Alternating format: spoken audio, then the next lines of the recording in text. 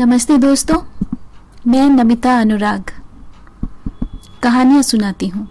जिंदगी के आसपास बिखरी कहीं अनकहीं बातों को नन्ही नन्ही कहानियों में पिरोती हूँ और फिर आपको सुनाती हूँ अपनी ही आवाज़ में। आज आपके लिए एक और कहानी लेकर आई हूँ जिसका शीर्षक है जाने दो। आइए सुनते हैं। रंग बिरंगी फुलवारियों और सजीली क्यारियों के बीच ढलते हुए सूरज की नारंगी आभा में उस समय पार्क की बेंच पर बैठना बड़ा सुहावना लगता था। ये मेरा रोज़ का नियम था। मेरी ऑफिस की शिफ्ट शाम की थी। सोकर उठने के बाद मैं पिंकी को पार्क में घुमाने ज़रूर ले जाता था।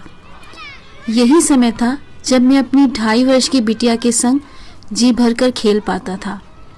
उसके हम उम्र साथियों से इंटरेक्शन यानी मेलजोल करवा पाता था। इस दौरान उसकी खुशी देखते ही बनती थी। उसे घर वापस पहुंचाकर खाना खाकर मैं ऑफिस के लिए निकल जाता था। इसके अलावा बाकी सारे समय मेरी पत्नी शिवांगी ही मेरी बिटिया और मेरे माता पिता की देखभाल करती थी। इधर कई दिन से एक बुजुर्ग इसी समय पार्क में दिखने लगे थे। खेलते कूदते बच्चों को वे मुग्ध भाव से देखा करते थे। सोचता था कि शायद अपने नाती पोतों को मिस करते होंगे। आज सोचा इनसे बात करके देखा जाए। अगर अकेले रहते हो तो कहीं किसी चीज़ की कोई आवश्यकता ना हो। उनके पास जाकर उनका अभिवादन किया मैंने। बड़ी ही शालीनता के साथ बोलने वाले लगे। काफ़ी अच्छा लगा वार्ष्णेय अंकल से मिलकर। 6-7 दिनों में ही हमारे बीच काफ़ी बेतकल्लुफ़ी आ चुकी थी। एक दिन बातों ही बातों में उन्होंने बताया कि वह अपने इकलौते बेटे से काफ़ी नाराज़ हैं और जीवन भर उसकी शक्ल ना देखने का और उससे बात ना करने का निश्चय कर चुके हैं। पता चला कुछ माह पूर्व ही उनके बेटे ने अपने माता पिता की इच्छा के विरुद्ध जाकर अंतर्जातीय विवाह कर लिया था और उस क्रोध में वह अपने बेटे का घर छोड़ अपनी पत्नी के साथ इस सोसाइटी में शिफ्ट हो गए थे। मेरे मुंह से निकल गया, इतनी सी बात पर इतनी नाराजगी? ऐसी भी बड़ी बात तो नहीं हो गई थी अंकल। मैं वास्तव में आश्चर्यचकित था। इतनी सी बात? अंकल बेहद उत्तेजित हो उठे थे। उन्हें मुझ पर भी क्रोध आ गया। तुमको यह इतनी सी बात लग रही है? जो लड़का अपने माँ बाप से अधिक महत्व एक जरा सी लड़की को दे, उनकी इच्छा के विरुद्ध जाकर उसे शादी रचाकर घर ले आए, फिर वह उनके प्यार और आशीर्वाद का अधिकारी नहीं रह जाता। अब मैं जीवन भर उन दोनों का मुंह नहीं देखूंगा। और फिर अंकल अपनी छड़ी पकड़े धीरे धीरे अपने घर की तरफ चल दिए। मैं वहीं बैठा बैठा उनको देखता रह गया था। तभी दूसरी तरफ कुछ शोरगुल की आवाज आई। देखा तो 4-5 वर्ष के 2-3 बच्चे आपस में गुथे हुए थे। एक बच्चा दूसरे बच्चे को थप्पड़ जड़ चुका था। बड़ों ने उन्हें समझा बुझाकर फिर से दोस्ती करवा दी और उन्हें अलग कर दिया। थोड़ी ही देर में बच्चे सब कुछ भूल भाल कर फिर से खेलने में लग गए थे। मैं भी घर जाने की तैयारी में था। तभी एक महिला एक बच्चे का हाथ पकड़े तेजी से मेरी तरफ आई। भाई साहब, अभी जो यहाँ बच्चों का झगड़ा हुआ था, आप ही थे ना तब यहाँ? जी, मैंने कहा। तो आपको पता है उस बच्चे का घर कौन सा है जिसने इसे थप्पड़ मारा है? महिला बोली। मैंने कहा, यह तो मुझे नहीं पता। मैं तो शायद उस बच्चे को पहचान भी ना पाऊं। क्या बात है? वे उत्तेजित स्वर में बोली। देखिए भाई साहब, मैंने अपने बच्चे को यही सिखाया है कि आपको कभी किसी को नहीं मारना है, पर अगर कोई आपको मारे तो मार खाकर वापस भी नहीं आना है। अपने साथ हुई गलत बात का विरोध खुद करना है, तो अब इसे उस बच्चे से अपना हिसाब खुद करना है। मैंने कहा, अरे बहन जी, अब बात खत्म हो गई। अब क्यों नए सिरे से शुरुआत करना? बच्चे हैं, वे तो भूल भी गए होंगे। जाने दीजिए। वे बोली, वाह, आप लोग की इसी तरह की बातों से तो बच्चे कमजोर बन जाते हैं। उन्हें अगर हम ही अन्याय का विरोध करना नहीं सिखाएंगे तो कौन सिखाएगा? अब उनकी ऐसी धारणा सुनकर और आवेश को देखकर मैं चुप हो गया। इस घटना के बाद 2-3 दिन तक व्यस्तता के कारण मैं पार्क नहीं जा पाया। पिंकी को लेकर शिवांगी ही जाती रही थी।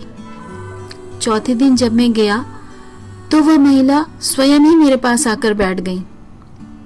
चेहरे पर गर्व मिश्रित मुस्कान के साथ बोली, मिल गया उस बच्चे का घर। किसका घर? मुझे कुछ भी समझ नहीं आया। अरे उसी बच्चे का जिसने उस दिन इसे थप्पड़ मारा था। उनके लहजे ने मुझे मूर्ख साबित कर दिया था। मुझे अब कुछ कुछ याद आ रहा था। तो आपने ढूंढ ही लिया उस बच्चे का घर? हाँ तो और क्या, लगी रही मैं भी, पता करके ही छोड़ा। फिर धीमे स्वर में, जैसे उन्होंने एक बड़े राज का खुलासा किया, पर चक्कर ये है कि वे लोग चले गए हैं 15 दिन के लिए अपनी नानी के घर। उस बच्चे के मामा की शादी है। फिर अब आगे क्या प्लान है आपका? मेरे व्यंग को न समझकर वे आगे बोली, अब क्या, जब वे लोग वापस आएंगे तब मिलूंगी उनसे। अब मुझसे रहा नहीं गया। मैंने कहा, अरे बहन जी खत्म करिए अब इस बात को यहीं। बच्चे हैं, उन पर नकारात्मक प्रभाव पड़ेगा, लेट इट गो। पर आज भी वह मेरी बात से असहमत ही रही। घर पहुंचा तो छोटी बहन दीपिका शिवांगी को अपने ऑफिस का कोई किस्सा सुना रही थी। फिर क्या हुआ? दीप्ति है ना, वो जो लास्ट वाली सीट पर बैठती है ना भाभी, मैंने आपको बताया तो था उसके बारे में। उसने पूछा था। हम सब लड़कियां उनको घेर कर बैठी थी, बिना पलके झपकाए हम उनकी ओर देख रही थी। हमारी आंखें उत्सुकता से निकली पड़ रही थी और किसी किसी को तो मुंह भी आधे खुले हुए थे। सभी उत्सुक थी जानने को कि फिर क्या हुआ। फिर क्या? बड़े ही गर्व के साथ उन्होंने होंठ और गर्दन टेढ़े करके बताया था कि वो दिन है और आज का दिन। मैंने अपने ससुर से बात नहीं की। हैं? मतलब आपने उसके बाद से कभी अंकल से बात ही नहीं करी? पर आप लोग तो एक साथ ही, मेरा मतलब है एक ही घर में रहते हैं ना, आमना सामना तो हर समय होता होगा ना उनसे। तब कैसे? मेरे मुंह से निकल गया था। कैसे क्या? समझाने वाले अंदाज में उन्होंने कहा। हाँ नहीं, पता नहीं, इस तरह सिर हिलाकर या जितना जरूरी हो जवाब दे देती हूँ, बस काम हो जाता है। पर जैसे पहले हम खूब बातें किया करते थे, कई प्रॉब्लम्स भी मैं उनसे डिस्कस किया करती थी, उनका ध्यान रखती थी, वह सब बंद कर दिया उस दिन के बाद से, बिल्कुल। इसके बाद हम सब अपने अपने विचारों में खो गए थे। वातावरण बहुत गंभीर हो गया था भाभी। जिनके विषय में ये बात हो रही थी वह थी शुभांगी मैडम। शुभांगी मैडम दीपिका की सीनियर सहकर्मी थी और एक संयुक्त परिवार की बहू थी। दीपिका आगे बता रही थी, कभी हंसी हंसी में उनके ससुर ने उनके मायके के विषय में कुछ बोल दिया था जो उन्हें अच्छा नहीं लगा था। हालांकि बाद में शुभांगी जी का गुस्सा देखकर उन्होंने अपनी बात का स्पष्टीकरण भी दिया था और उन्हें सॉरी भी बोला था। मुझे देखकर दीपिका ने आगे बताया, घर आकर भी मेरे दिलो दिमाग में उनकी कई बातें ही गूंजती रहीं भैया। यही सोचती रही कि कैसा लगता होगा अंकल को जब वे घर पहुंचती होंगी। क्या वो खुश होते होंगे कि चलो बहू ठीक से अपने घर पहुंच गई, या जब ये बाहर थी तब वह अधिक खुश और रिलैक्स्ड रहते होंगे और अब लगता होगा कि लो आ गई मुसीबत, घर का वातावरण बोझिल हो जाएगा। एक ही घर में रहकर मन में इतनी कटुता शुभांगी जी कैसे मैनेज करती होंगी भैया? कैसा होता होगा ऐसे घरों का माहौल? मेरे मुंह से बेसाख्ता निकला, देख दीपू, इतनी तुनक मिजाजी किसी काम की नहीं। एक सफल व खुशहाल जीवन जीने के लिए सबसे बड़ा रामबाण है द आर्ट ऑफ लेटिंग गो, यानी जाने दो। मैंने उन दोनों को वह पार्क वाला किस्सा बताया। तब इस किस्से के बाद वाला भाग मुझे शिवांगी ने बताया कि कैसे वह महिला अपने बच्चे को यानी तुषार को यही समझाती रही थी कि कभी किसी से मार खाकर घर वापस नहीं आना है, अपना हिसाब जरूर चुकता करना है। यह पाठ बच्चा तो भूल गया पर माँ नहीं भूली। वह यह बात बच्चे को भी नहीं भूलने दे रही थी, हर 2-3 दिन पर उसे याद दिला रही थी। खैर, दूसरा बच्चा यानी अभय नानी के घर से 2 सप्ताह बाद वापस आ गया। वापस आते ही दौड़कर वह अपने गोद में गिफ्ट थामे अपने दोस्त तुषार के पास उसे मिलने आया। दरवाजा माँ ने ही खोला। उस बच्चे को देखते ही वह अंदर गई और अपने सोते हुए बेटे यानी तुषार को उठाकर बाहर ले आई। फिर बोली, लो बेटा, अभय आ गया है, अब आप पूरा करो अपना हिसाब, मार लो उसे।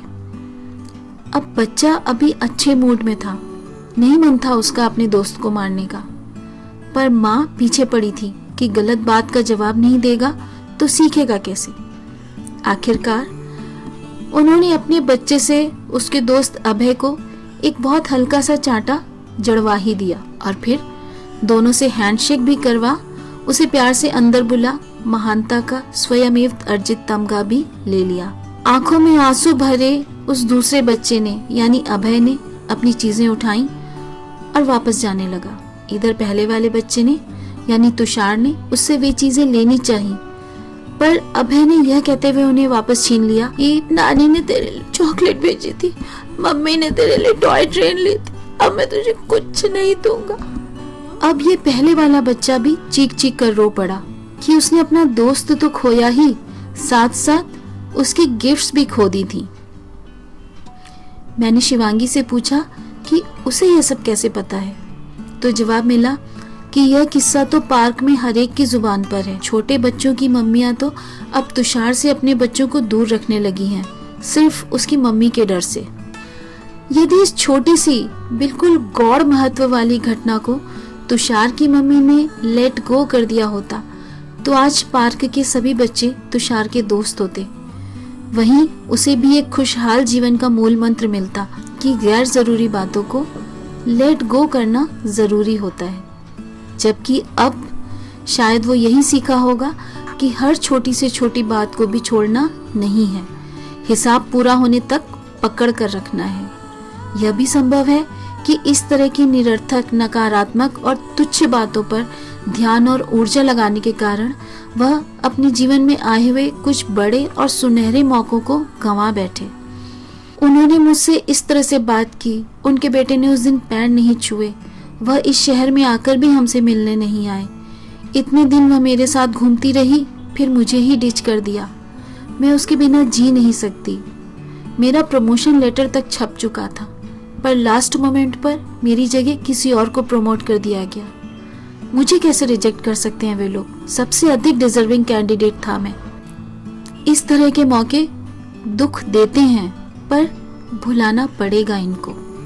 किसी की छोटी छोटी बातों पर मुंह फुला लेना, किसी के तौर तरीकों पर टीका टिप्पणी करना, परोक्ष या अपरोक्ष रूप से नीचा दिखाना, मजाक बनाना और इसी तरह की ढेरों परिस्थितियों के लिए भी है जाने दो वाला रामबाण, आपकी जिंदगी को मस्त और खुशनुमा बनाने का अचूक और स्थायी टोटका।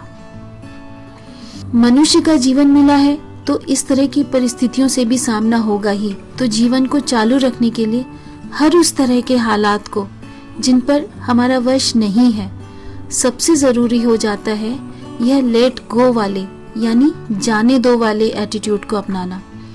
हर छोटी से छोटी और बड़ी से बड़ी उस बात को जो आपको दुख पहुंचाए या मन को कष्ट दे, उसे इग्नोर करने की और उसके बारे में सोचना छोड़ने की कोशिश करना। हर बेफिजूल बात को पकड़कर बैठे रहेंगे तो आगे बढ़ने में बहुत मुश्किलें आएंगी। उसके मुकाबले आपके मन की शांति बहुत कीमती है, अनमोल है। यदि Varshney uncle the art of letting go वाली नीति पर चलकर बेटी बहू से नाराजगी समाप्त कर लेते तो उनकी और आंटी की रातें जागते हुए न कटती और नन्हे खिलखिलाते हुए बच्चों को देखने के लिए उन्हें पार्क में न आना पड़ता। काश कोई तुषार की मम्मी को समझा पाता कि यदि उस दिन उन्होंने नन्हे मुन्नों के उस छोटे से झगड़े को लेट गो किया होता तो आज तुषार दोस्ती के मामले में धनी होता, उसका बचपन भी सहज और सरल होता। यदि शुभांगी मैडम ने अपने वृद्ध ससुर जी की बात को लेट गो किया होता तो आज उनके घर का माहौल भी तनाव मुक्त और हंसता खिलखिलाता होता। उन्हें शीघ्र ही समझना होगा, कहीं देर ना हो जाए। दोस्तों, जीवन में बहुत से ऐसे मौके आते हैं जब लगता है कि सब कुछ समाप्त हो गया, अब कुछ नहीं बचा। हम कितने ही सफल, कितने ही धनवान, कितने ही प्रभावशाली क्यों ना हो, ऐसे क्षण जिंदगी में जरूर आएंगे जब लगेगा कि अब कुछ नहीं हो सकता, अब मैं हार गया या मुझ में हिम्मत नहीं बची। कभी हमारा कोई प्रिय रूठ गया या हमसे बहुत दूर चला गया। Life is not always fair. हमारे कर्मों या हमारी इच्छाओं के हिसाब से ही हर चीज नाप तौल कर नहीं देती। पर हमको उसकी दी हुई हर चीज को स्वीकारना तो पड़ेगा ही। पर ऐसे अवसर हमें मजबूत बनाने आते हैं, आगामी जीवन के लिए अनुभव देने आते हैं। तो अपना लीजिए एक सुखी, सरल और चिंता मुक्त जीवन के रामबाण को, लेट इट गो को। कई नाम है इस रामबाण के, जैसे छोड़ दो, क्षमा कर दो, नजरअंदाज करो, माफ कर दो, चुप हो रहो, लेट गो ऑफ इट, और सबसे आसान, जाने दो। ये कहानी बस इतनी ही। फिर मिलेंगे एक नई कही अनकही लेकर। आप सब स्वस्थ रहें, खुश रहें। धन्यवाद।